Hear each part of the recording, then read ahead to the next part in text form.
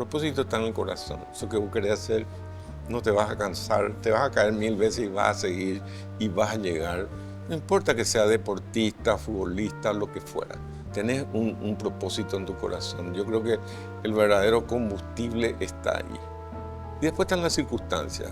Es probable que si mi padre no nos hubiera subido un día al tren y no nos traía a la ciudad, yo no hubiera podido acceder a la educación. Y entonces no sé qué hubiera pasado, ¿verdad? Pero la clave de todo está en el propósito. Atreverse a soñar, creer que se puede, poner pasión y apoyarse en el corazón. El corazón es el combustible más importante que uno tiene.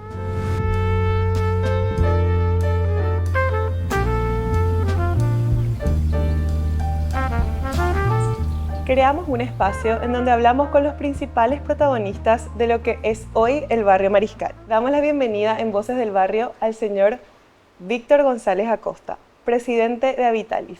Bienvenido, Víctor, un gusto tenerte acá con nosotros. Un gustazo estar aquí, la verdad. Estar en este barrio ya es un gusto. Sí, ¿verdad? Estar en la cuadrita, 2 gustos. Doble gusto. Y estar en uno de los restaurantes, 4 gustos. Me encanta, después vamos a elegir dónde nos vamos a quedar a comer entonces. Sí, yo creo que ya me voy a quedar acá continuando hasta la noche. Me encanta. Víctor, empiezo preguntando, pidiéndote que te presentes un poco, cuentes quién sos a la gente que por ahí. Bueno, yo, arquitecto, estoy en el desarrollo inmobiliario hace mucho tiempo, el desarrollo del eje aviador del Chaco, con el Sheraton, el World Trade Center y todo lo que ocurrió ahí. Ahora estamos impulsando el desarrollo de la ciudad del Chaco Central sobre la vía oceánica, como un hub de servicio, de logística, de agroindustria, de nearshoring y demás. Es lo que me gusta hacer. Y bueno, y al mismo tiempo estoy en un montón de actividades de la sociedad civil, como en este caso la Asociación de Mariscal López, también presidente de la UCON, que es una universidad que está acá en el barrio.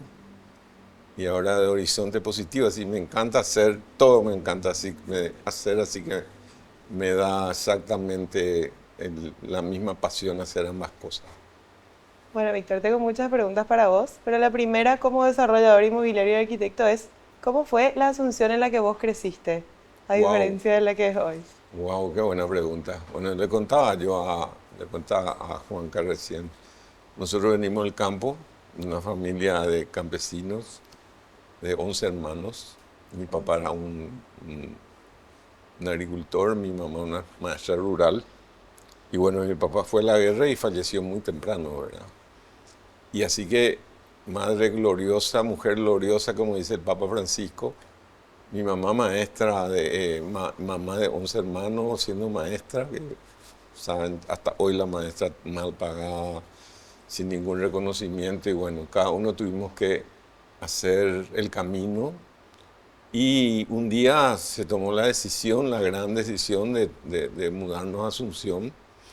Siempre yo digo que ese fue el puente que nos llevó a otro lugar. O si no, yo hubiera sido uno de esos campesinos que todos los años vienen a protestar a Asunción y que parece ya funcionar, nadie ni le escuchamos, ¿verdad? Y bueno, como familia campesina que éramos, vivíamos de barrio en barrio, en alquiler, hasta que empezamos cada uno de nosotros a trabajar. Me acuerdo, construimos la primera casa, yo tenía 18 años, y para mí fue el momento más glorioso de mi vida, ¿verdad? Teníamos algo, éramos alguien. Así que ahí en ese momento decidí ser arquitecto, para que otras personas como yo, como mi familia, pudieran acceder a algo tan importante para la vida de uno, para el sentido, para la dignidad de una familia como es la casa. Bueno, ahí me empezó mi historia con la arquitectura y ya pasaron muchos años y esa es mi pasión. Lo hago con mucho amor, lo hago con mucho propósito. Y hoy acá en este barrio tratando de dejar nuestra impronta, nuestro propósito, de respetar el barrio, de construir edificios donde en primer lugar se reconozca el barrio y se mantenga el barrio, donde la gente se sienta como en casa, que haya un espacio para todos, para los niños, los jóvenes, los adultos. Y ojalá podamos dejar ese legado a las futuras generaciones de tener un barrio amable, con escala humana, Y bueno, para eso estamos en Villamorra. Ya tenemos 3 habitalis, vamos con el 4.º habitalis. Todo con la misma idea, con retiro, con patio, con árboles frutales, con huerta, con esas cosas que estamos acostumbrados nosotros todavía los asuncenos a vivir. Porque Asunción está en un proceso incipiente de transformación urbana, ¿verdad? No es así muy respetuoso de la cultura, de repente de la noche a la mañana, tener que llevarle a alguien de su casa en planta baja al edificio del departamento número 42, ¿verdad? Yo siempre pienso en los niños, ¿verdad? ¿Cómo se sentirán los niños que están acostumbrados a tocar el suelo y correr, y el gato y el perro y demás? Yo creo que las ciudades tienen que proceder, tienen que desarrollarse con una visión orgánica, lógica, un proceso. Seguramente, no sé, si tomamos en referencia otras ciudades como Buenos Aires, por ejemplo. Buenos Aires, el primer edificio de departamentos se hizo en el año 1940. Estamos hablando de 80 años. Nosotros estamos empezando ese proceso. Claro, ahora recién. Y creo que tenemos la obligación ética, diría yo, de ser respetuosos de ese proceso orgánico, de entender que estamos tratando, estamos generando espacio para la vida confortable de familia.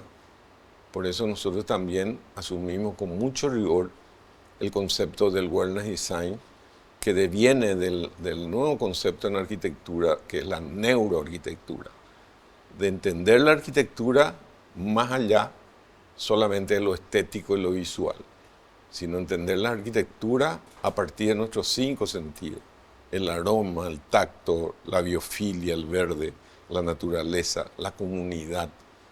Todos nuestros edificios están planteados después en su operación con el concepto de hospitalidad. En vez de que haya un portero, hay una gerente de edificio que hace que las cosas ocurran ahí, que los niños se encuentren en talleres de arte para niños, coworking para los chicos, bueno, las mamás o papás que quieren hacer pilates o gym, o se va construyendo comunidad, porque de eso se trata. La ciudad, como su nombre lo dice, es un hecho ciudadano, es un hecho cultural. La ciudad está formada por unidades habitacionales, que es la continuación sencillamente de eso, ¿verdad? Entonces el concepto de construir comunidad en un edificio o en un barrio o en una ciudad es fundamental, si no, no hay ciudad. Si no hay ciudadanos, no hay ciudad. La ciudad no es solamente un hecho político o un hecho técnico o un hecho económico, es fundamentalmente un hecho cultural y como tal se construye desde la ciudadanía. Por eso los espacios públicos, los espacios de encuentro es muy importante.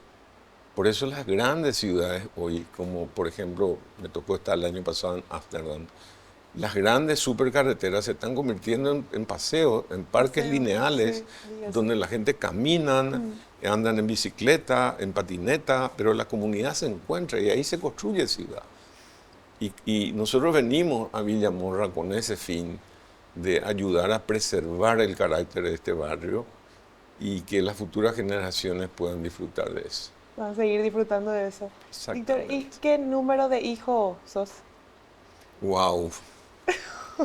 Yo tengo 5, 6, de May 2, mío 3 y otra más, que es Porfiria. Bueno, son 5 chicos que están todos en la misma línea, cada uno con ese compromiso ciudadano. Yo creo que es fundamental, ¿verdad?, abonar ese compromiso ciudadano, porque finalmente la nación se construye con esos 3 pilares. Tiene que haber, obvio, tiene que haber un sector público, sí, claro que tiene que haber para gestionar, pero necesitamos una sociedad civil fuerte que marque el camino, que incida en las políticas públicas. Activa. Y necesitamos un sector privado que se comprometa con el entorno, que la codicia no sea la única razón por hacer las cosas, sino que el propósito sea la razón por la cual uno hace las cosas, ¿verdad? Para qué uno hace, para quién uno hace. No es tan importante el qué y el cómo. Siempre yo me refiero y digo, ese señor, ese investigador que en un laboratorio solo descubre una vacuna que salvó la vida de millones de personas, no lo hizo para ganar el aplauso de nadie, no lo hizo para ganar el dinero, lo hizo por su propósito, por contribuir a la humanidad. Y creo que cada uno de nuestro lugar, de acuerdo al propósito que tengamos, contribuimos con la humanidad. Vos de lo que estás haciendo, ustedes lo que están haciendo. Cuando uno es un chef y es muy fácil hacer una comida, digamos, de poner un pan y una hamburguesa. Eso, cuando uno empieza a pensar y poner algo de uno en esa comida, cambia la comida. La literatura, la música, el arte y la arquitectura es igual y la ciudad es igual, ¿verdad? Y tiene que haber contenido, tiene que haber un propósito, tiene que haber un sentido a lo que hacemos para que tenga sentido lo que hagamos, ¿verdad? Yo creo que la vida tiene sentido cuando le encontramos un sentido justamente. Si no, es como que pasamos por esta vida como una estela, ¿verdad? Y finalmente de eso se trata. Víctor, y me interesa mucho saber, hablaste de tu origen y sos una persona referente de las personas que construyen Asunción. ¿Y ves algo de lo que te tocó vivir desde chico en tu forma de decidir hoy cómo construir esta ciudad, básicamente? ¿Hay algo que te acompaña desde ese origen? Veo desafíos y oportunidades. Desafíos porque es una ciudad que se está construyendo y esa es, oportunidad por una ciudad que se está construyendo, está migrando de las casas a un departamento porque es más cómodo, más seguro. La ciudad se está poblando, se está densificando para ser más sostenible, como hicieron todas las demás ciudades del mundo. Esa es la oportunidad. El desafío es cómo lo hacemos. Y esa es la parte que me preocupa. Yo veo una ausencia muy fuerte del sector público ahí, que no hay planes, no hay una planificación.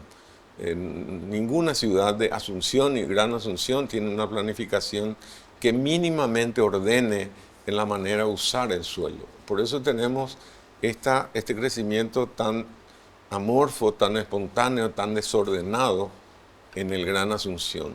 Ese es un desafío y es un deber que tenemos y necesitamos revertir. No puede ser que Asunción y Gran Asunción sean áreas urbanas que no pasen de 40 a 50 habitantes por manzana. No hay manera de sostener una ciudad con esa cantidad. Asunción es una ciudad que expulsó sobre todo a los jóvenes que no pueden ya comprarse una casa porque el terreno cuesta 300.000, la casa cuesta, es imposible. Entonces, ¿qué hacen? Migran. ¿Y qué significa eso? Que tienen que viajar todos los días 40, 50 minutos de ida y de vuelta. Su calidad de vida se ve afectada, Claro. La ciudad se ve afectada, todo el mundo pierde por falta de políticas públicas que hayan permitido que esos jóvenes puedan acceder, por ejemplo, a un crédito que sea similar al alquiler que hoy está pagando él en Villa Lisa, por decir. Sí. Y tendríamos una ciudad más densificada económicamente desde el punto de vista urbano, más compacto, más sostenible, y bueno, eso no estamos haciendo y seguimos sin hacer. Eso para mí es un desafío y una gran deuda que tenemos. Y si a eso agregamos la falta de infraestructura, sobre Aviadores del Chaco, donde hubo una inversión superior a 2.000 millones de dólares, el sector público no hizo absolutamente nada, no puso ni una vereda, sigue habiendo cloaca en esa zona abierta. Eso es un absurdo. Pero de alguna manera yo también creo que la sociedad civil tenemos parte de responsabilidad en eso, ¿verdad? Porque no actuamos, no incidimos, no obligamos, somos muy complacientes. Mismo para hablar del fútbol, Sí. este conflicto que se armó hace poco en un partido de fútbol, Cerro Limpio. todo el mundo sale a ver a quién le paga la multa y quién no paga la multa. Y es casi una posición, yo diría, mucha hipocresía social, porque no pensamos que ese joven viene un bañado, que a lo mejor no tiene ni madre, a quien el Estado no la cuidó a la madre, no le cuidó al hijo, no le cuidó a él, no le dio el derecho a la educación digna y a una salud digna. ¿Qué podemos esperar? ¿Que se comporte como un lord inglés? No. Hay una falla estructural del Estado en no generar las condiciones de que todas las personas en este país puedan acceder a educación de calidad, a salud de calidad, a vivienda de calidad, a infraestructura de calidad. Entonces es ahí donde yo veo que hay un gran desafío y una gran tarea pendiente que tenemos como país. Si queremos traspasar los niveles de desarrollo y queremos lograr un desarrollo que alcance a todos, necesitamos que ese desarrollo sea sostenible y que sea para todos, que genere oportunidad para todos. O sea, que el crecimiento no sea solamente por la cantidad de edificios que se empiezan a construir, sino por el cambio sociocultural que se genera en la ciudad, en un país completo. Absolutamente, absolutamente. Yo creo que hay una música preciosa de Teresa Parodi cuando ella cuenta que vivían en un barrio marginal, en un área de una familia que vive en un asentamiento, y viene el Estado dentro de su paradigma y de su solución burocrática, de la noche a la mañana lo suben y lo llevan a un monobloc, pero sin servicios, lejos de la ciudad, lejos de la posibilidad de sostenerse. Entonces eso es condenarlo de vuelta a una... las soluciones tienen que ser integrales. En primer lugar, la educación. Como te decía, si nosotros no veníamos a la ciudad del interior, hoy yo no hubiera podido estar acá. Entonces fue la educación el puente, y yo estoy convencido que la educación es el puente para transformar la vida de las personas, la vida de una sociedad y la vida de un país. No tengo duda de que ese es el camino, no es un tema de dinero. Puede llevar dinero 5 años, ya pasó esto con Itaipú, pero seguimos siendo un país atrasado, desigual, con niveles de pobreza altísimos, con un capital humano muy deficiente, que entonces de nada nos sirven los grados de inversión si no tenemos las personas que puedan transformar esa oportunidad en una realidad. Entonces, realmente hay mucho por hacer. Y eso automáticamente afecta a la ciudad que ocurre, ¿verdad? Una ciudad que va creciendo a veces sin mínimos criterios, sin mínimas lógicas, sobre todo culturales y de armonía, de historia. Las personas tenemos un proceso orgánico, nadie nace con 20 años. Y una ciudad es igual, una ciudad es un ser vivo. Claro. No puede nacer con 50 años. De repente amanece y todas las ciudades son con edificios, es rascacielos. Eso no, el proceso tiene que ser orgánico. Y en este proceso orgánico del que hablas, ¿sentís que Asunción como ciudad y como ser vivo creció mucho en los últimos años, verdad? Sí, creció Asunción producto de una demanda insatisfecha hace mucho tiempo. Por ejemplo, en el área corporativa, donde nosotros empezamos a trabajar con el World Trade Center, no fue otra cosa que cambiar, mudar a las empresas que hasta ahí trabajaban en casa a un espacio profesional. Entonces, un proceso de migración interna, ¿verdad? Luego, con el desarrollo, digamos, la economía, de alguna manera, lo que pasa en el negocio inmobiliario, la industria inmobiliaria es el derrame de lo que pasa en la economía. Si hay dinero, la gente puede comprar el departamento para su hijo, y hay un proceso también de cambio de uso de suelo. La gente ya se casan los hijos, se queda solo en la casa es complicada, conseguir una persona de servicio es complicado, etcétera, y se va cambiando el modelo de vivir. ¿Qué es lo que pasó con todas las ciudades? Pasó con Chile, con Santiago, con Buenos Aires, para no ir lejos, ¿verdad? Con Curitiba, con Foz. Iguazú tiene más edificios que Asunción, ¿verdad? Sí. Entonces son procesos lógicos de crecimiento. Lo que hay que cuidar es que ese crecimiento sea orgánico, que sea un proceso, que vaya subiendo de manera armónica, sin alterar una cultura y una costumbre, una forma en que nosotros vivimos. Estamos acostumbrados a vivir en barrios, y eso es un valor extremadamente importante porque hace a la comunidad. Así es, Víctor. Y el Sheraton fue uno de los primeros hoteles de lujo de Asunción. Sí. Construiste vos. El World Trade Center es uno de los ejes corporativos hasta ahora más importantes de la ciudad. También fue un proyecto que desarrollaste. ¿Hay un momento de estos desarrollos que vos decís, bueno, si no hago yo no va a ser para ese nadie, entonces vamos con todo? ¿O qué es lo que te hace creer en proyectos tan grandes que de repente por primera vez se hace? Yo creo que Las acciones de las personas son producto de su propósito, en cualquier ámbito, ¿verdad? Yo quiero que empezar a hacer comida usando los productos primarios de nuestro país, como hicieron los peruanos. Y ahí salió la comida peruana. Hoy es un destino mundial de gastronomía. Y sale un propósito, del corazón sale esas cosas, ¿verdad? No, toda una historia con el Sheraton, porque cuando fuimos a una reunión de la Cámara Americana con el Departamento de Comercio y le pedíamos a los inversores americanos que vengan a Paraguay, el director del Departamento de Comercio mismo nos decía, ¿cómo quieren que lleve pasajeros, gente a Paraguay si ni hotel tienen? O sea, para mí, como paraguayo, así fue una... Y yo jamás en mi vida había pensado hacer un hotel, pero claro, ahí me hice el propósito, dije, yo tengo que hacer algo para ser el primer hotel de bandera internacional que abra las ventanas y las puertas de nuestro país al mundo. Entonces decía él mismo, después nos explicaba, una persona que está en Texas, no sabe luego que existe Paraguay. Y si yo le digo, vamos al Sheraton, bueno, claro, si el Sheraton se fue, quiere decir que un poco se trata de eso, y el World Trade Center es lo mismo. El World Trade Center es la mayor plataforma de comercio del mundo, que se construye, que se desarrolla a partir de la Guerra Fría, donde todos los países empiezan a comerciar independiente de raza, de religión, de sesgo ideológico, y nace esta asociación de hombres libres que es el World Trade Center. Y para mí, junto con el hotel, era una forma de abrir las puertas del mundo, del Paraguay al mundo, porque en esto creo que es claro que un país pequeño como el nuestro, que tiene poco mercado, tiene que abrirse al mundo. En el mundo está el mercado, en el mundo está la inversión, en el mundo está el conocimiento.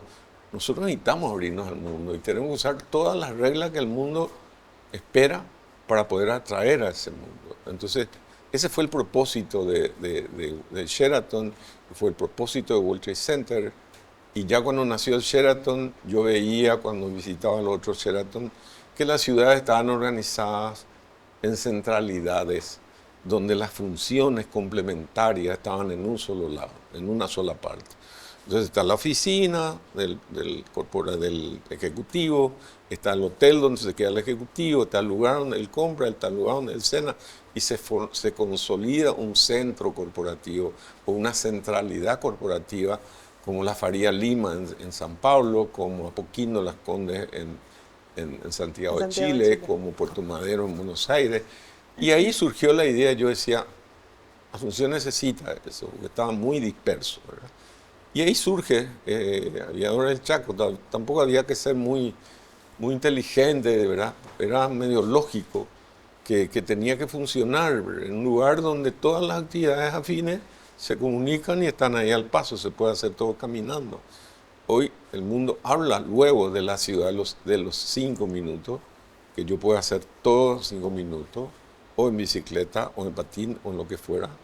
Y eso genera un montón de beneficios, ya menos vehículos, menos contaminación, mejor calidad de vida, etcétera, etcétera.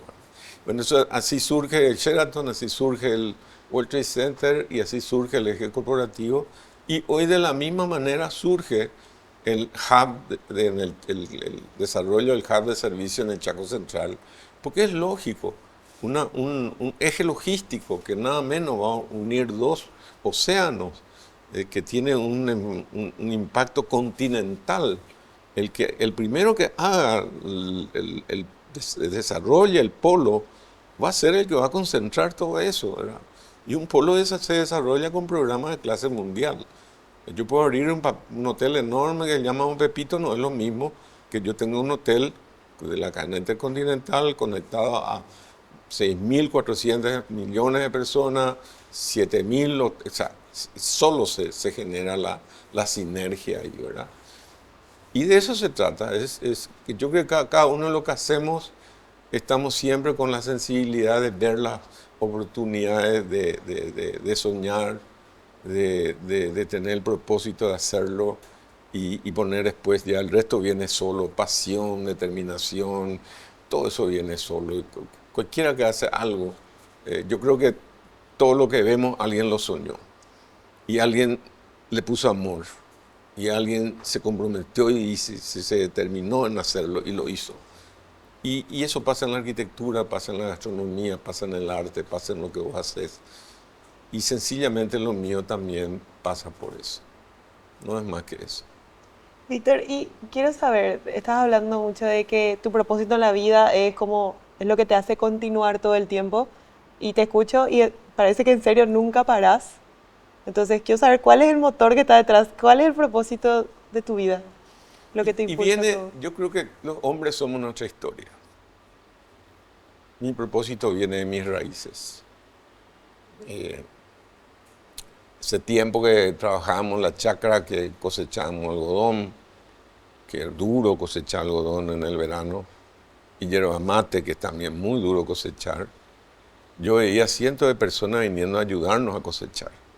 Esas personas hoy siguen ahí en el mismo lugar, de la misma forma, en las mismas condiciones, con un estado ausente, sin salud, sin educación, sin dinero para comprarse un remedio. Entonces, uno después se llena su corazón de ese desafío y decir, algo yo tengo que hacer.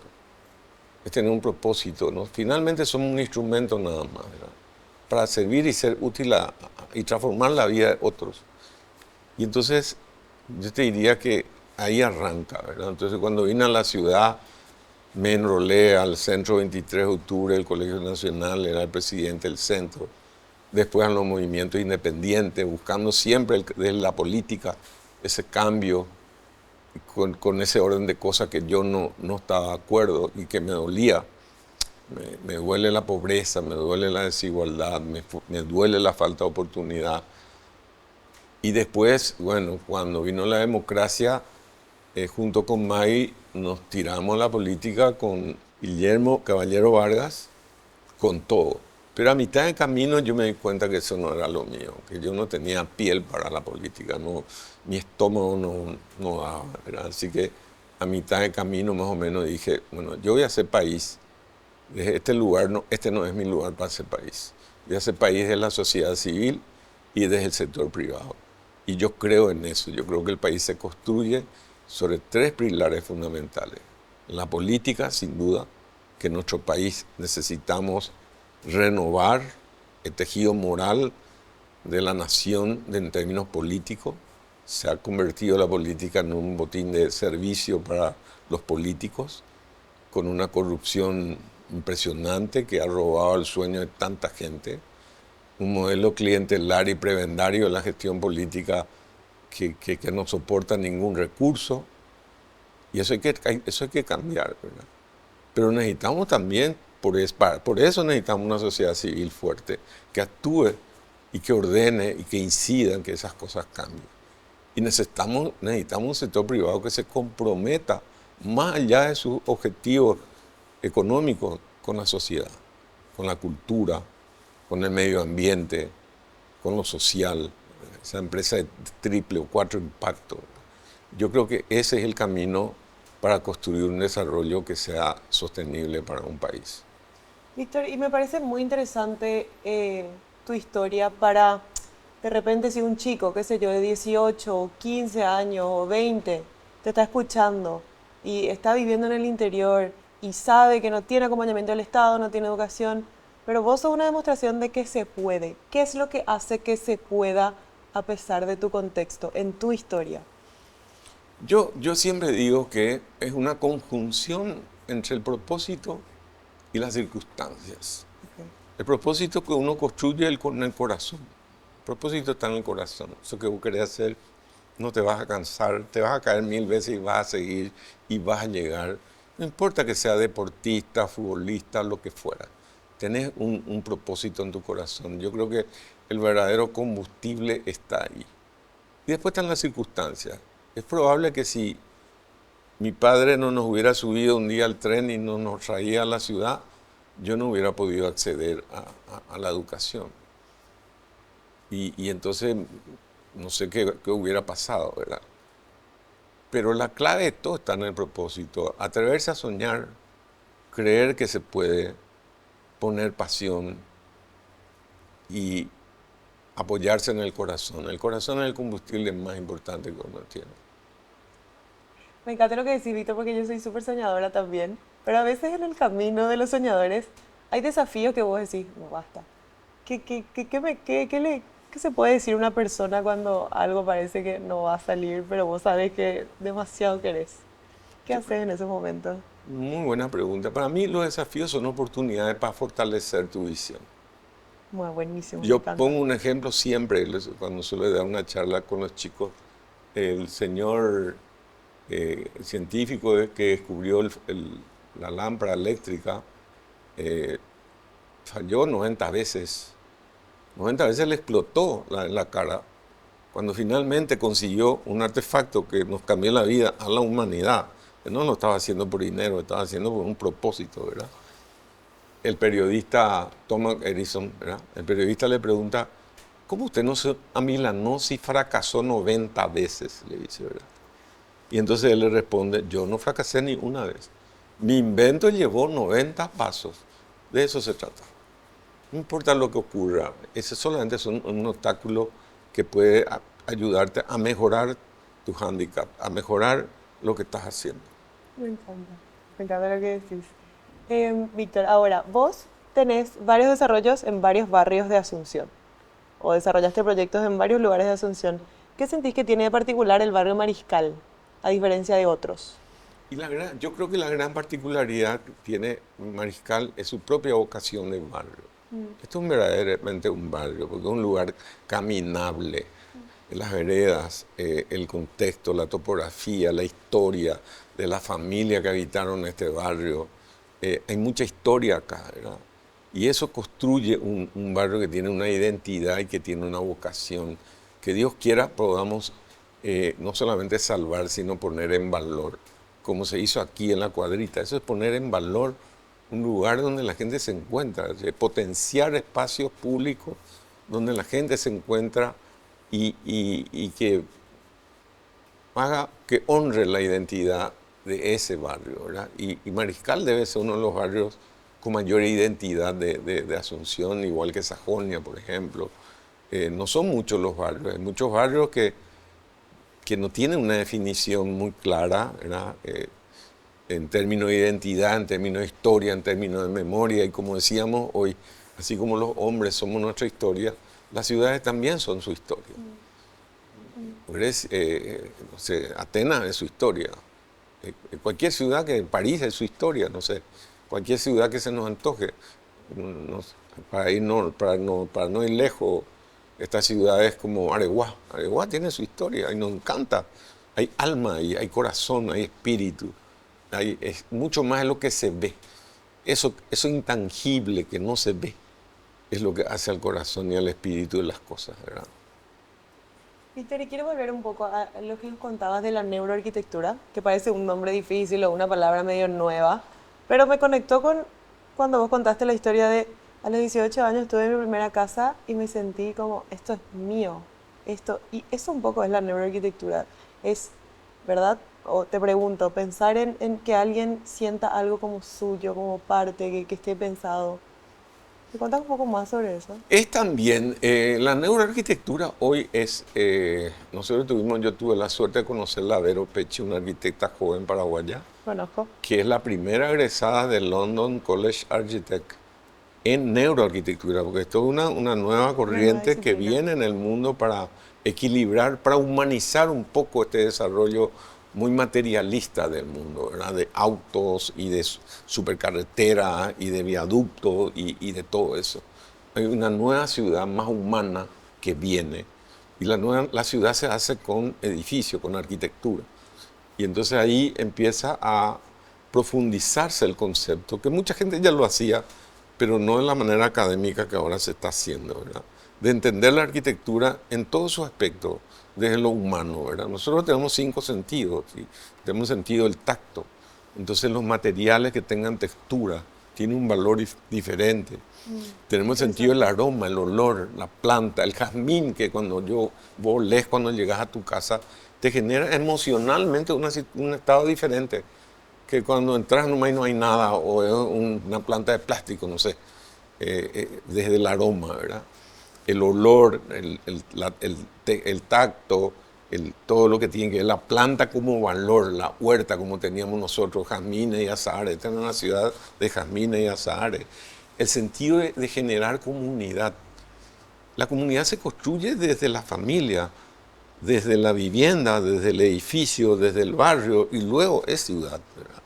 Y ahí hay que hacer, generar condiciones que hoy se maneja ya mucho también el concepto del hospitality, es hacer que haya alguien que se ocupe, que en ese edificio siempre pase algo.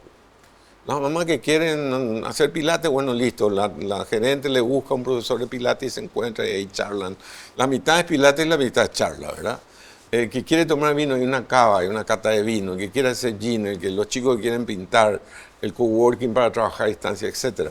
Es un poco pensar el espacio en todas las expresiones de la persona humana, ¿verdad?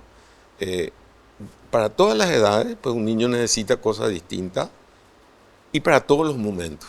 Un sábado de tarde necesitamos un espacio distinto en nuestra casa que un jueves de tarde. O sea, un poco eso desarrolla la neuroarquitectura y lo hace con una visión más académica, porque todo lo que acabo de decirte es medible. Claro. Por ejemplo, la calidad del aire, que nunca nosotros nos damos cuenta con el aire frío caliente, tenemos frío, tenemos calor, pero no nos damos cuenta que el aire pierde oxígeno y pierde calidad, ¿verdad? Claro. De repente estamos en un espacio cerrado, nos puede doler la cabeza y yo decir, ¿por qué me duele la cabeza? No, el aire se contaminó. Con la pandemia, los médicos nos decían, abran la ventana para que se renueve el aire. Y nos olvidamos de ese concepto, ¿verdad? Hoy la arquitectura ya tiene herramientas para medir la cantidad de aire. Nosotros tenemos en nuestro edificio unos medidores de aire así, que es muy sencillo, verde si el aire está sano, con un componente de oxígeno, amarillo cuando se está contaminando y ya está faltando, y rojo cuando ya te empieza a doler la cabeza y no te gusta más estar ahí, ¿verdad? Hoy esos son elementos que científicamente forman parte, que tradicionalmente antes nuestros abuelos y nuestras casas se resolvía con la famosa ventilación cruzada, ¿verdad? Había una ventana acá y otra ventana acá. Entonces el viento corría y se limpiaba el aire. Después nos olvidamos de esas cosas, ¿verdad? Sí. Hay una vuelta a esos valores que tiene que ver con tu confort personal. Claro, ¿verdad? Con la calidad de vida. Exactamente. Por eso se habla del wellness design, por eso nosotros hablamos del concepto del bienestar por encima de todo. Y la suma de esas cosas es lo que hace que uno, como decimos los paraguayos, me halle ahí, ¿verdad? O sea, me hallo en la casa de mi abuela, porque ahí hay planta, hay guayaba, hay no sé qué pasto, hay qué sé yo, no hay nada de lujo, no, es el ambiente, es el valor del ambiente, la calidad del ambiente. No se puede ver, pero se puede sentir. Exactamente. Víctor, última pregunta, lastimosamente, pero te quiero preguntar, o que le des un mensaje a algún joven paraguayo que quiere crear algo grande. ¿Qué le dirías a ese joven? Primero que nada, que se atreva a soñar, que se atreva a soñar. Segundo, que crea en su sueño, que le ponga pasión, que sienta en su corazón que eso es lo que quiere en su vida, que encuentre su propósito de vida. De eso se trata todo. No importa qué quiera ser, músico, pintor, zapatero, no importa. Si encontró ese propósito en su vida, ese es el camino de su felicidad. Uno es feliz cuando hace lo que quiere, lo que siente que quiere hacer, porque está haciendo para otro, está dando cosas. No está recibiendo, está dando. Y yo creo que la felicidad está en el dar. Ahí uno empieza a sentirse bien. Y se trata finalmente de eso, no importa lo que sea. Bueno, Víctor, muchísimas gracias. Fue un honor compartir contigo y una parte pequeñita de tu historia tan valiosa para nuestra ciudad y nuestro país. Así que te agradezco. Estuvimos con Víctor González Acosta en un episodio más de Voces del Barrio. Quiero agradecer a Banco Atlas por hacer posible este espacio y nos vemos en un próximo episodio.